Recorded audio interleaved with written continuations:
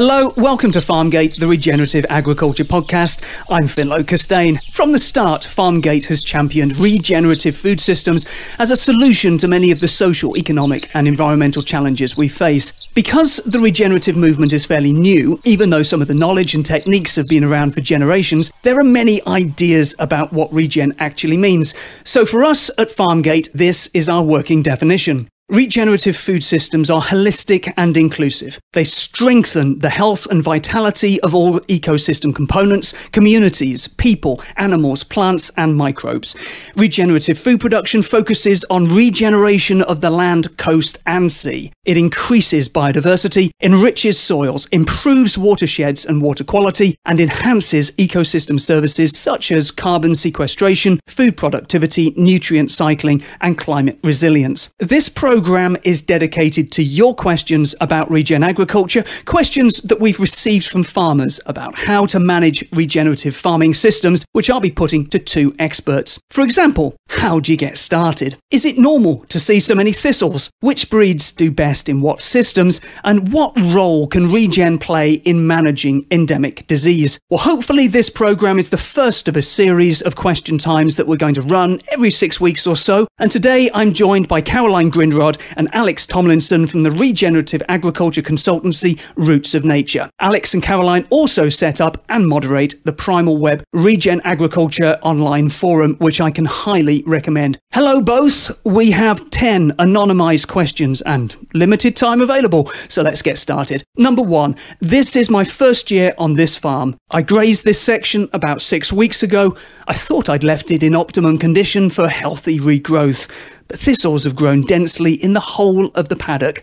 Is this normal? And I'm going to come to Caroline first. Thanks, ffinlo, for that great introduction. And the thistles question is one that we get a lot, actually. All these things are quite difficult to cover really quickly, but I'll do my best. The thistle problem, if you like, is really coming back to understanding ecological succession. And that's one of the real foundations of our work and any agroecological thinking and doing. So really, succession is all about starting on bare rock. What does nature do with it? It then builds in complexity and we gradually increase and expand that complexity so that you get diverse swards in the grassland, and then eventually it will be moving on and into sort of woodland, wood pasture and then woodland. So that's kind of the process of ecological succession, is that building of complexity. So and what happens above ground generally happens below ground. So when you see lots of diversity on the top in the fields, then that's also being represented by the complexity of the underground soil food web. So in a very low successional state, you'll get a lot of bacteria, but very few predators eating the bacteria and very little fungi. And then gradually, as you shift succession towards the woodland end, then you'll get much more fungi and many predators, but very few bacteria. So often in our farming systems, we're doing the opposite of advancing succession, which is what nature wants to do. We're knocking it back by using ploughing and chemicals and overgrazing. So we're constantly reducing the complexity of the soil food web back to predominantly the bacteria. And when we get those soils that are predominantly bacteria, we end up having these low successional species. So you tend to get fewer varieties, but more booms and busts in population at that low successional end. So that's exactly what we're happening when we're seeing thistles appear. It's that you've got very low successional state in your soil, a lot of bacteria. And when that gets stimulated by grazing or trampling, then they release nitrates. And then you get a lot of these nitrate weeds that are also sort of the low successional ones. And unfortunately, they also seem to be, they're very prolific seeders, and they're also quite generalist species, so they can do in a lot of different environments. So once you've got that problem, it's a little bit harder to get rid of it. But ultimately, what we're dealing with is an indication that you've got a low successional soil. So what we tend to recommend doing about that, and it depends on what you're trying to manage for and why, which is every question, will come back to that. But if we're trying to avoid too many thistles, we don't want too much of anything, then we want to advance succession beyond what the condition that suits them. So that's their niche, is a low successional state. So we want to get more complex soils, which means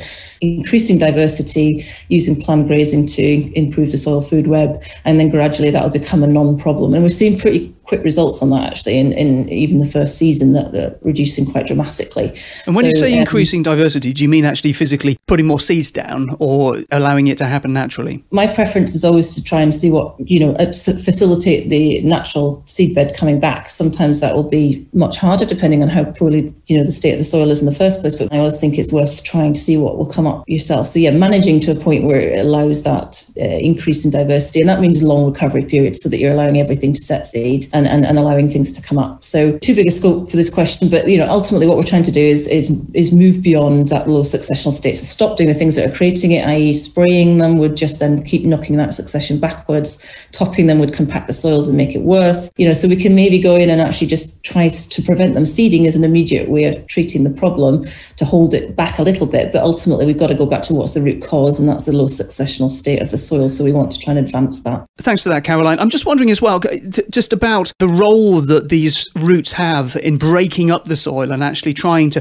what you can see above ground. You said that you can often see that below ground, but thistles have good, strong, deep roots. And so they're getting down deeper, presumably, than some of the grasses and breaking up the soil and helping with that soil recovery as well. Absolutely. So those low successional species are exactly that. They're like the drilling team coming in to break up and aerate your soil. So again, docks do the same thing. And it depends on what condition, on the upland environments, other species would come in and do it instead. But, if you're in a position where there's thistle seed available, that's what's going to come in. And exactly, it's preparing the soil for the next set of community dynamics. So ultimately, it's just advancing and then they'll just disappear. And actually, a couple of the projects I've worked on that have had this problem, it's really sort of quite quickly, they're reducing within the first year, the second year. And again, as you said, everything's different everywhere you go. It's totally unique soil geology underneath. That almost brings us perfectly to the second question, actually, which is number 2.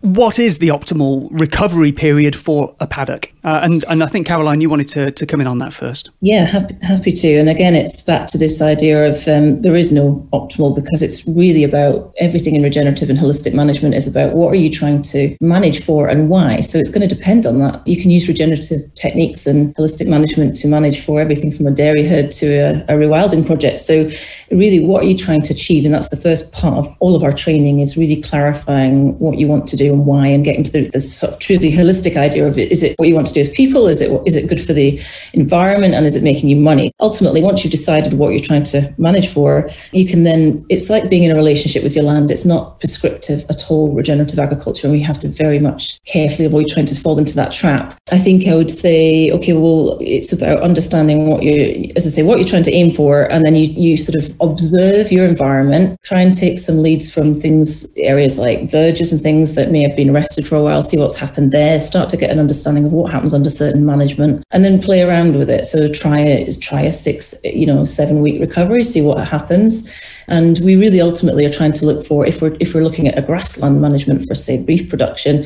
we're trying to look at getting a really good mix of making sure that things are setting seeds. So we don't want to, again, depending on how focused on production you are, I would be sort of trying to avoid, if we're trying to increase diversity, we need things to go to seed because they need to reproduce. So ultimately, you're always going to want, ideally, end up with a diverse sward, which means that all the different species are going to be at different stages at different times of the year. So trying to get to one particular leaf stage or stage of reproduction is pointless, really. When you're working with this diverse sward, you're going to get lots of different things happening, and it's all going to be different at different parts of the year. So in spring, certain species will be going to seed, your sweet fernel grass will be going to seed really early, but then other things will be coming through and be in a vegetative state. So you want a really nice mix of all the functional groups. You want to make sure that all of them are having the chance to set seed and reproduce, and you want to get to the point where, if you're really concerned about production, that you're not allowing it to go too rank and dry and senesce too much, or too many species senescing all at the same time. So, again, trampling and trying to find that sweet spot of when to come back and regraze is going to be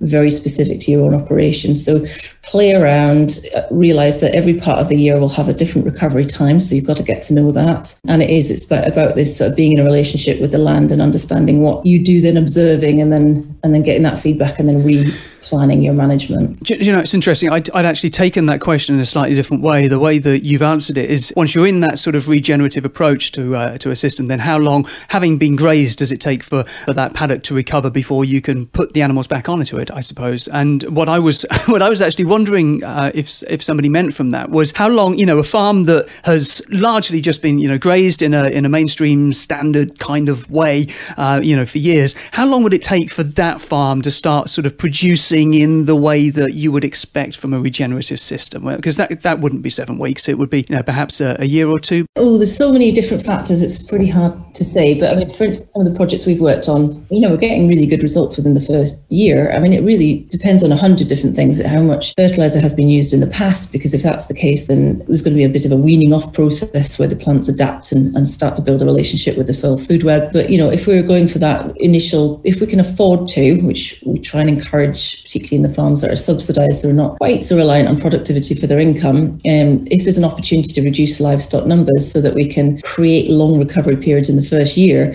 we feel that's a good investment, because that allows that sort of extra long recovery period, which accelerates that recovery. And then by the year 2 and 3, then you're really going to be making great big leaps forward. I would certainly start with the longest you can get away with. And I would think, 2 months would be kind of where I'd be trying to aim for as a starting minimum.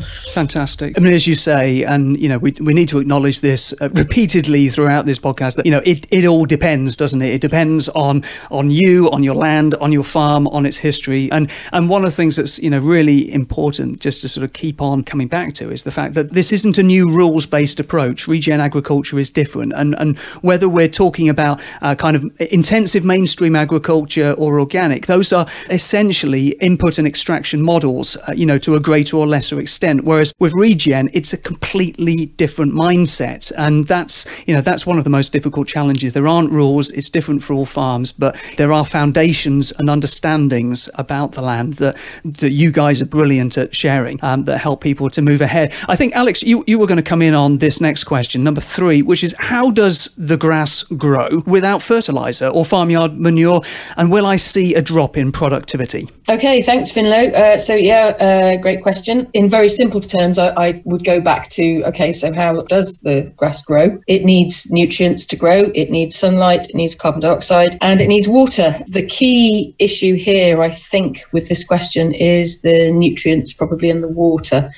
In a natural system, not that we've got many left, pristine natural ecosystems, grasslands, you have got manure essentially, because you've got grazers, herbivores grazing, but the nutrients is the key, and the nutrients come from the soil. So if you've got a really healthy, high successional state soil, so this links back to Caroline's answer to question number 1, really, you have the availability of those nutrients within that soil food web. You have complexity beneath the ground, and you have minerals cycling, and they are available to the plant to grow, whether it's ryegrass or whether it's diverse broadleaves in a sward, it doesn't really matter. So I think that's the key to growth, really. And that's why, in a way, when we start to think about using fertilizers, we're looking at a system that needs input. So my initial question with anything like that is why is an input needed? What is that plant not getting from the soil that it should be getting, that we need to apply NPK to make it grow? It goes back to the root cause and the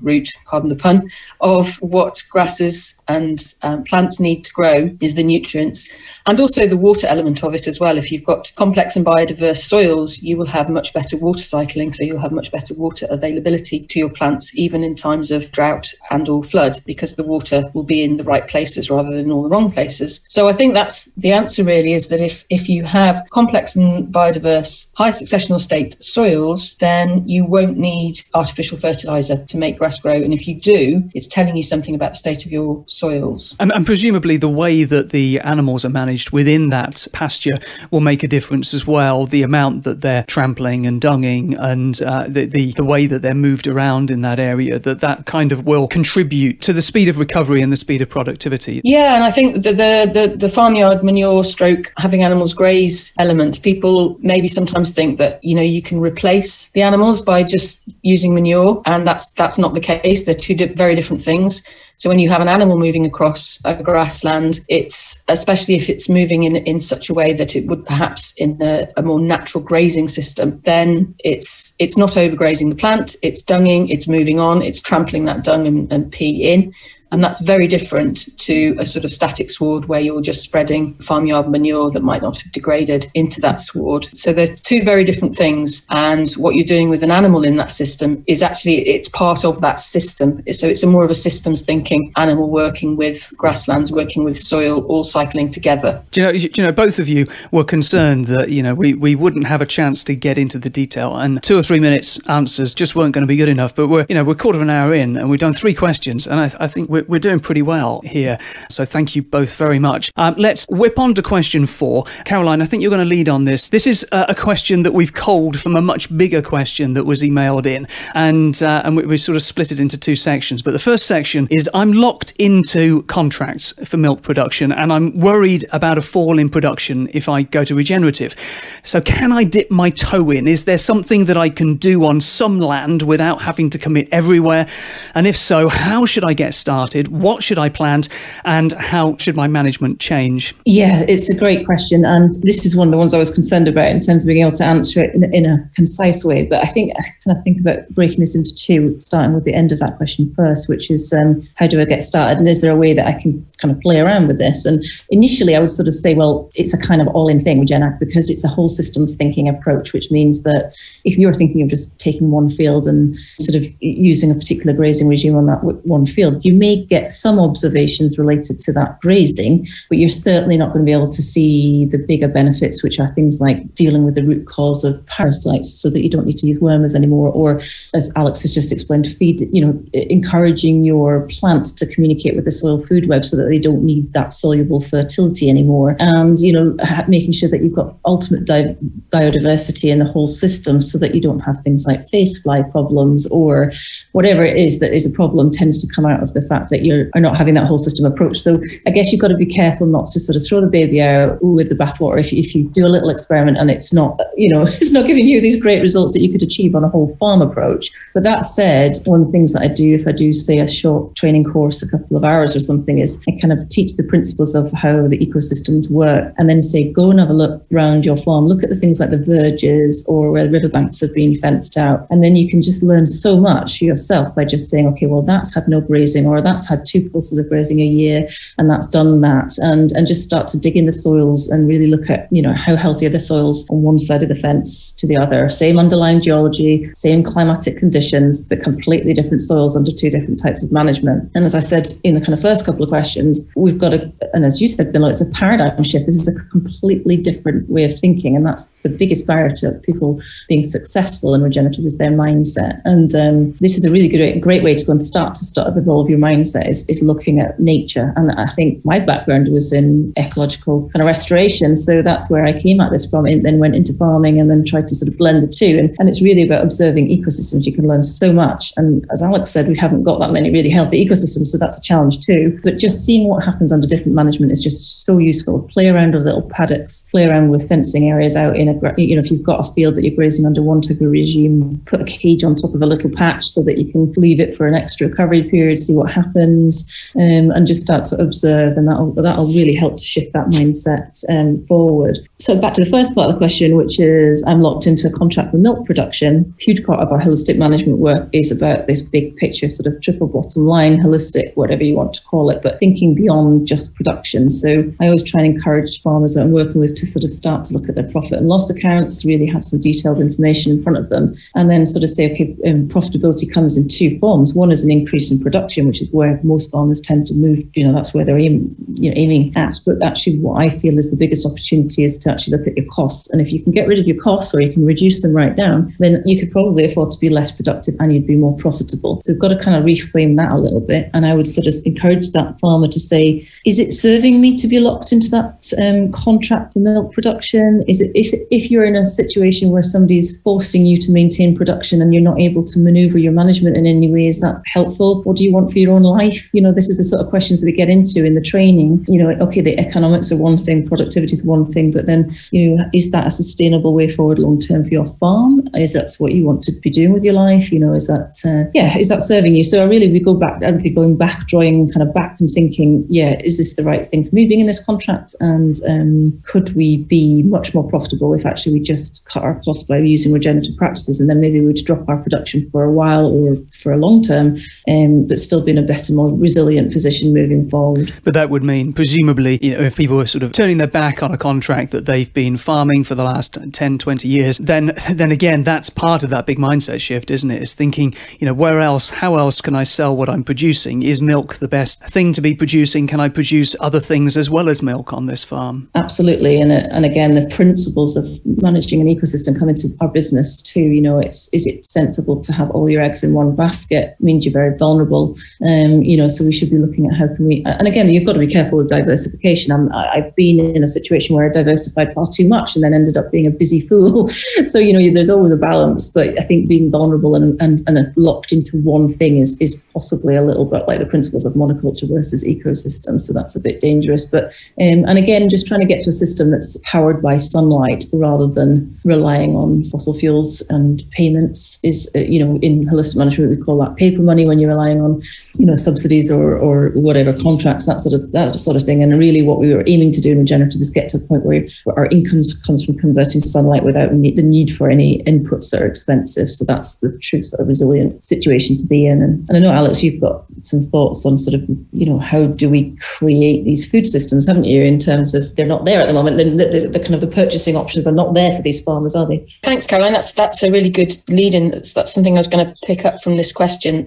From the other side of the fence, in a way, really, is the whole system that underpins these contracts. And with various different hats and various different people in organisations, we're very interested in looking at that end of the supply chain and seeing how we can assist with the shift and the transition to regeneration, to create those markets, to create the route to market, really. And that's a huge part of it. And it's a very important, particularly in the dairy sector, I think. Thank you very much, both. I think that's a really good start. And actually, that's maybe a Question Time podcast in the future, is to, look at these sort of transitional opportunities and the farmers who, have been doing something for 20, 30 years and are really interested in changing. And it's sort of going into a bit more detail in those kind of, what do we do first? How do we start thinking about that? You already have a lot of training that's part of your Roots of Nature website, and you're working on new training, I think, at the moment as well, to help individual farmers to get a real handle on some of these questions and to think about them in terms of their own farm without, in this COVID environment, necessarily needing to have a farm visit themselves. Yeah, absolutely. We're sort of evolving all the time, really, because every time we work with a new farmer, you get new insights. And just like what we teach, we're constantly having to evolve our own sort of business ecosystem, if you like. So we've got a range of different things we do, and Alex is involved in certain projects and I'm involved in others, and then we cross over on quite a few. So my husband, I and Alex have an organisation called Wilderculture, and that's where we're looking at how do we do regenerative in the uplands, which I think we're covering in a question later. So we've got a kind of 3-day training that we offer through that. And then Roots of Nature Consultancy, we're really starting to understand now the need for sort of transitioning is huge. And actually what I think we're getting better at is kind of coaching people. So it's more than, it's actually not so much being a consultant and going in and saying, this is what you need to do. It's quite the opposite. You sort of teach the principles, which have to happen on a kind of foundation course. So you have to give that enough time to really let those embed. And then it's about creating a support network of expertise that gets this sort of way of working. Sort of a buddying approach almost. Yeah, I'd say so. And actually what my kind of recent thinking is that we need some sort of coaching program for people transitioning. And I think that's what we're hoping to work on next. How do we do that in a way that's affordable and easily accessible to farmers so they don't have to necessarily leave the farm? So that's kind of the next big step. And then again, Primal Web is trying to create that community. So one of the things that people that are transitioning, farmers that are transitioning, find the most difficult is the pressure from the neighbours. It's a huge thing in farming. I remember it well when I was an incomer to the area and do things a little bit differently. There's an enormous amount of pressure from people looking over the fence and what they may or may not be saying about you. So creating a network where people can just go and share. I really encourage people to share their what's gone wrong. I've started referring to it as sort of fail forward farming, that we need to be taking this kind of learner mindset of, it's an experimental mindset of actually you need to test something, see what you get as a feedback, and then amend your management. It's a constant process of failing, learning, and replanning. Yeah. And I think when you get to that point where we're willing to do that and then willing to talk about that, then we're really making some progress. And so Primal Web is set up to people to share any of their successes, but really importantly, share what they've learnt through their failures, and again, reframing what is a failure, because it's not, it's just learning. So yeah, we need to create a community, we need to create a support network of people that can sort of say, look, it's all right, this is going to take you years, you don't get there. There is no there, it's just a constant evolution of one learning process after another. So and Primal Web is of course fantastic for that, because while this question time on the podcast, we're trying to answer things every 6 weeks or so, the forum is of course much more immediate, and if people have got questions, then there are responses that come in very, very rapidly. And of course, part of that mindset change is about thinking of failure differently. Actually, I mean, you used the term, was it failure forward? And for me, everything that you do, you're learning something from, and so each failure, if you like, is just a building block to better knowledge. Question number 5: what are the best breeds of cattle and sheep to use in a regenerative system? Okay, so I love this question. The short answer is, well, no, there isn't really a short answer. Breeds is an interesting... Go on, you've got 30 seconds. No, I'm joking. Go. I might have to start that one again.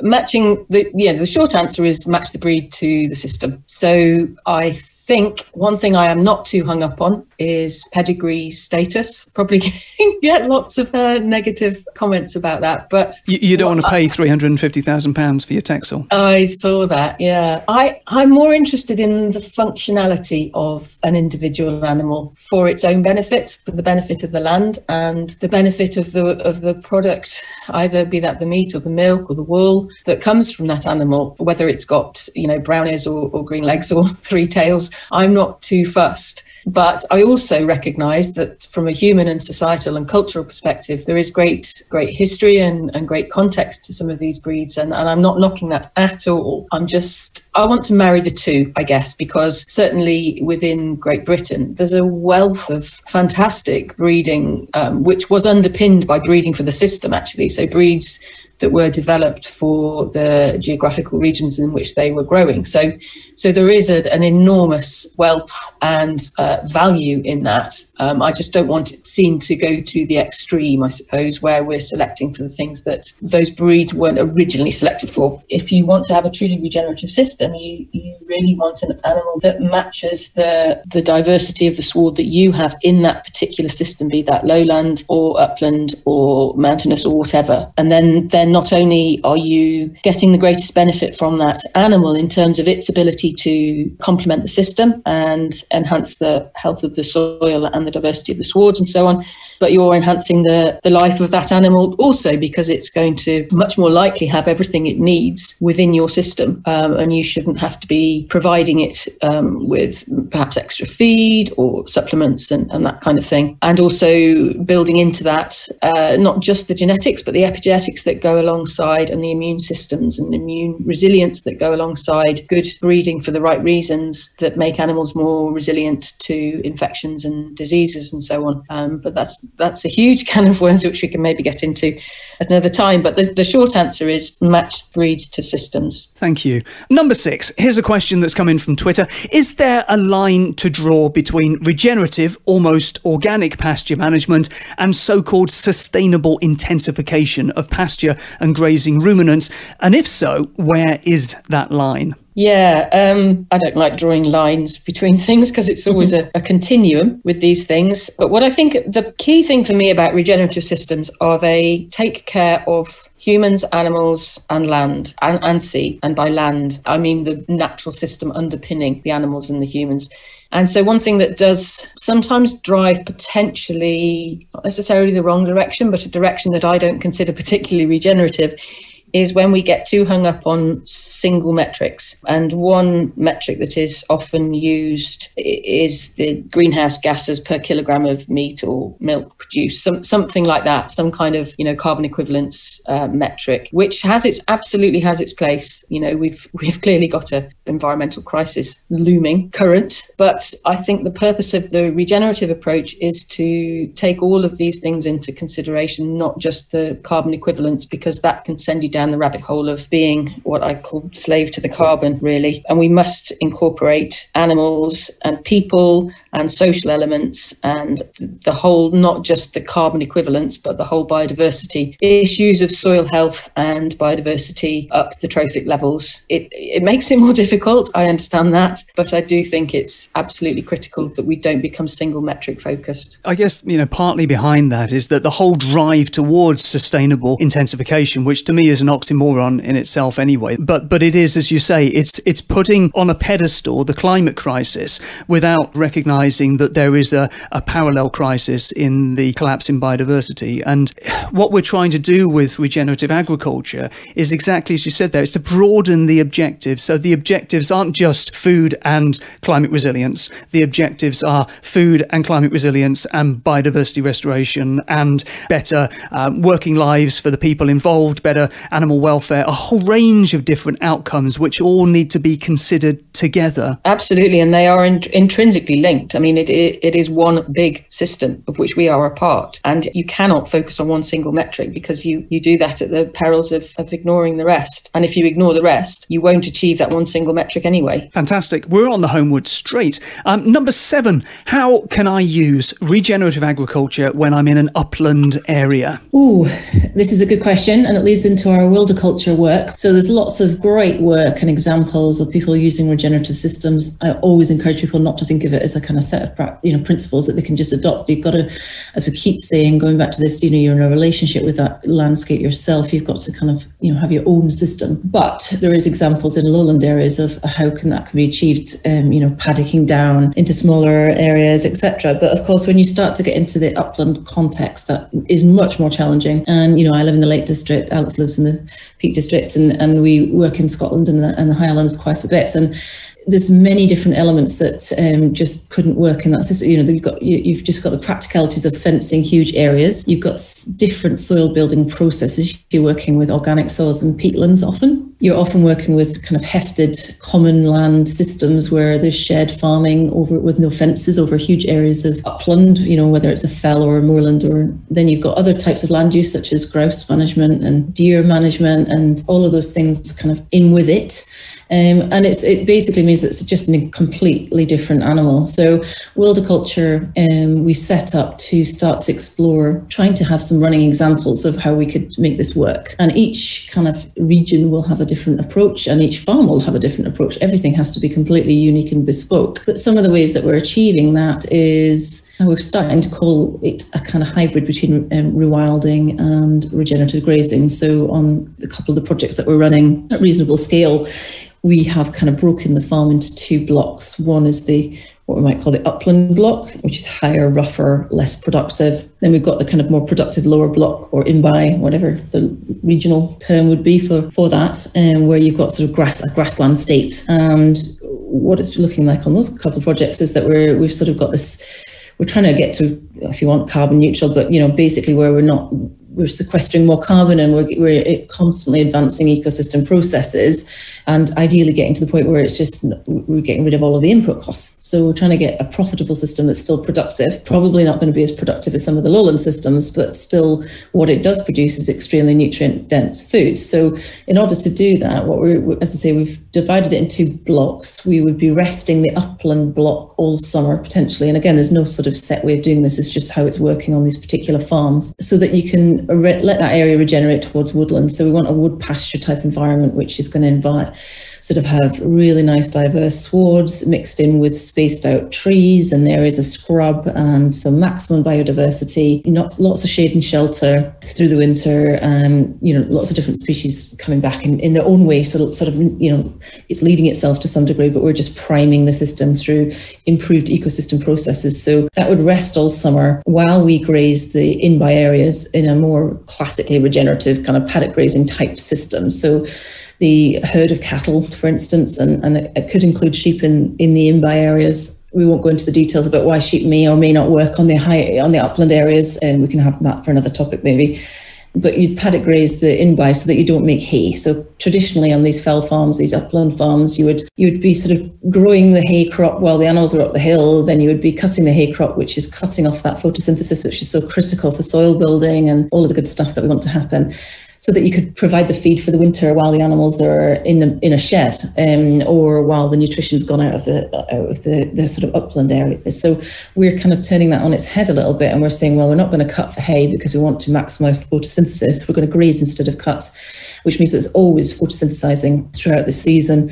We can maximize our productivity and sort of make a profitable enterprise from that sort of element of the management. And then in winter, we're going for like a deferred grazing system where the animals go up the hill and they eat what's been rested all summer. So it's kind of banked grass all summer.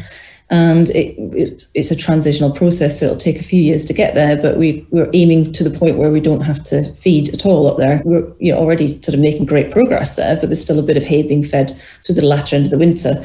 But the animals are able to move around the whole area. They don't get paddocked up there, and that will allow for succession to woodland. Fantastic. The animals are just healthier, and as I say, we're aiming to get to a point where there's virtually no costs, but still an output and a sort of production engine, if you like. Brilliant. So the simple answer is yes, you can use regenerative agriculture in an upland area, but it's different. And again, it's all about the individual farm, and clearly your experience there is one to be shared, and people can get in touch with you for more information, I guess, through the Primal Web Forum, which is superb. I'm going to skip on, and I guess the sort of central to this next question is probably something that a lot of farmers who are interested in regen, a thought process they kind of go through. I can see mob grazing, I can see it working on other farms. I've watched maybe some of the Carbon Cowboys films, and it's amazing what can happen, but I'm really not confident that it can happen on my farm. So number 8, can I do mob grazing with dairy cows, considering they normally turn their noses up at anything more than 6 inches tall with a stem and trample it and just stand there blaring? Yeah, good question. It's not my area of expertise, dairy, I have to say, but I've there's lots of people doing it, not necessarily in this country yet, but I think there's some good examples. What I would say is that, again, this is a whole system sort of thinking approach. So if you have just got a ryegrass dominated sward and you just let that go to seed, and then you try and get your existing dairy herd to eat it, then you're probably going to get a lot of blaring. So you need to look at how do we adapt the system, and how do we get the right animals, as Alex was explaining, to fit that system. So again, diversity would be key, so you've not got everything going to seed at the same time, trying to introduce your animals going through the dry cows first, so that you're not sort of compromising the nutritional needs of the main dairy herd.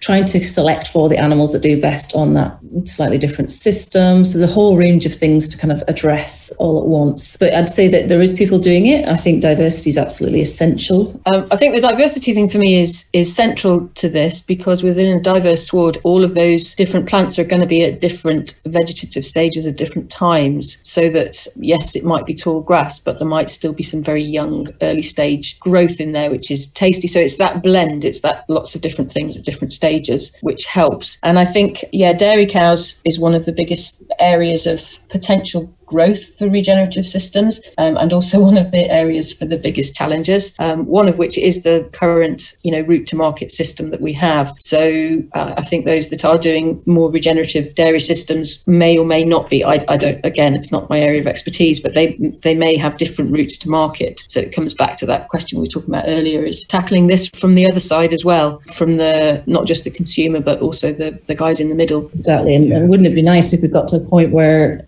dairy farmers were getting paid a high premium for high nutritional quality rather than just production, and then we could afford to sort of maybe drop the production to allow us to transition to get healthier soils and increase the diversity, and it all sort of works together. So again, it's back to this full system. Let's move on to number 9. Ffinlo, can I just chip in there? Please do. So just to add to that, Ffinlo, I think the importance or the potential importance of greater nutrient density in the milk. One thing that we haven't really talked about actually today is human health, and the importance or the value of regenerative systems in creating, animal-based products, be it milk or meat, that have a greater nutrient density for our own human health benefits. Fantastic. Let's move on. Number 9, Alex, when we're talking about moving animals around a lot more, potentially confined in smaller spaces, away from trees and hedgerows where there's less shade and shelter, is farm animal welfare a consideration? That's an easy one to answer. Yes. Farm animal welfare is always a key consideration within all of this. For me, it harks back to the systems thinking approach, so that for number 1, you have the right animals in the right system. So if you're in hot parts of the world, you have heat tolerant animals and so on and so forth. And if you're in cold and wet parts of the world, you have animals with, appropriately thick coats in the winter and that kind of thing. So right animal in the right environment.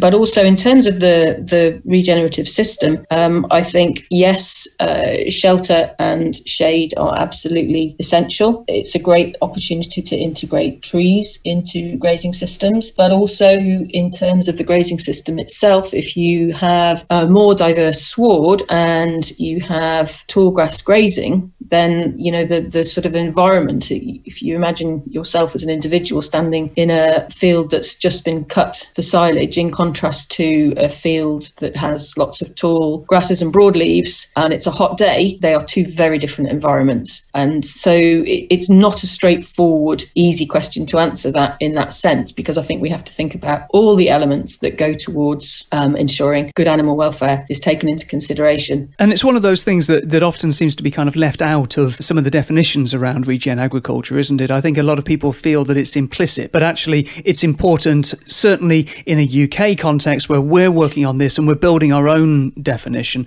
to make it explicit. Absolutely, yeah. And if you know, the definition of a truly regenerative system is that the animals within that system genuinely have all their needs and wants met. We're running out of time. We've got one more question, and it's a big question, and I know that you're going to want to talk about it for ages. And I think actually let's just touch into it, and then we can do another podcast which looks at it in more detail. Number 10, can regenerative agriculture help with endemic animal health issues like liver fluke and lameness in sheep? I absolutely 100% think so, yes. For me, that again, I keep sound like a stuck record talking about systems thinking, but these endemic health issues, which we have found ourselves in a place where we sort of, I wouldn't say we accept them, we don't accept them, we treat for them, but we sort of accept that they occur. And I think Regen gives us an opportunity to question why these health issues have become such a sort of, oh, of course they get this, of course they get that. And I think we have to think about the relationship between the animals, the land, the plants, the nutrition that they're consuming, the resilience of those animals in the systems, the way they're grazing in the systems. All of those things are intrinsically linked and underpin health. So for me, these endemic health issues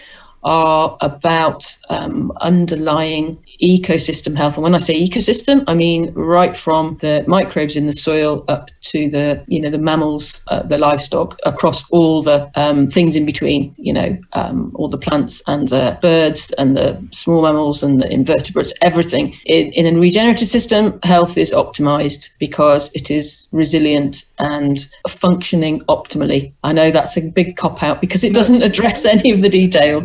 That's great, and we'll do the detail. We'll come back and we'll look at the detail, on some of this, because we've got some good examples. I know that we can talk through. Any sort of final thoughts? Anything to add in, Caroline? I just completely agree, and as I say, it's a huge subject. But I think, as Alex said, we need to be thinking about the whole health of the system. And I often say that actually I deal with conservation organisations as well, and they are missing a trick too because the wildlife populations are not healthy. So it is everything in the system gets healthier, including our animals. And actually, just to highlight that we're doing some work Alex is leading on, we're calling sort of red data species work, which is a lot of the times management is falling down on the back of maybe one or two problems. We don't even like calling them problem species, but species that are causing us problems, shall we say, whether that be liver fluke or whatever. But we're doing is like a deep dive into that organism. So what you do in holistic management and the way that we kind of think about this is you explore the organism's life cycle, you look at its weak link, then you look at how can you tweak the management to kind of suppress that, organism thriving and get things back into balance. You don't want to get rid of that organism, but it's got to be more in balance. So big part of our kind of work at the moment is looking at some examples of things like ticks and fluke and certain tapeworms, and again that's a kind of a process that we're getting better and better at, so that's something to watch for the future. Fantastic. You've both been amazing. You've managed to whiz through these questions, and there's so much knowledge that we've scraped off you today. So that really is all we have time for. I'd like to thank my guests, Caroline Grindrod and Alex Tomlinson from the Regenerative Agriculture Consultancy, rootsofnature.org.uk, also Wilderculture, and also Primal Web. And if you've enjoyed listening, please come back and listen to more. Tell your friends, like us, review us, and share our links. Farmgate is a partnership project for Farmwell and FAI Farms. We're funded by Sankalpa, and you can join in the conversation on Twitter by searching for Farmgate Podcast. I've been ffinlo Costain. Bye for now.